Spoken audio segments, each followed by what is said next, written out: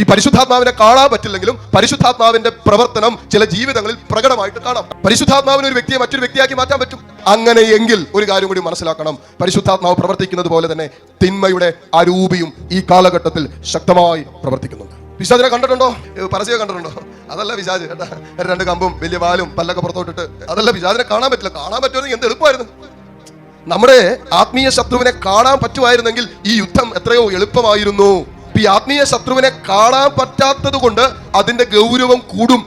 പിന്നെ കാണപ്പെടാത്തൊരു ശത്രുവിനെതിരെ യുദ്ധം ചെയ്യുമ്പോൾ പ്രിയപ്പെട്ടവരെ, വിശുദ്ധ ഗ്രന്ഥം പറയുന്ന പോലെ ദൈവിക ജ്ഞാനമുണ്ടെങ്കിൽ മാത്രമേ പിശാചിന്റെ പ്രവർത്തനങ്ങളെ തിരിച്ചറിയാൻ പറ്റൂ. അതുകൊണ്ടാണ് വചനം കേൾക്കണം. അതിനാണ് വചനം കേൾക്കണം, വചനം കേൾക്കണം, വചനം കേൾക്കണം എന്ന് പറയുന്നത് എന്തിനാ? സുവിശേഷം കേൾക്കണം എന്ന് പറയുന്നത് എന്തിനാ? ഒരൊറ്റ ലക്ഷ്യമുള്ളൂ, ദൈവിക ജ്ഞാനം കിട്ടണം. ദൈവിക ജ്ഞാനം എന്തിനാ?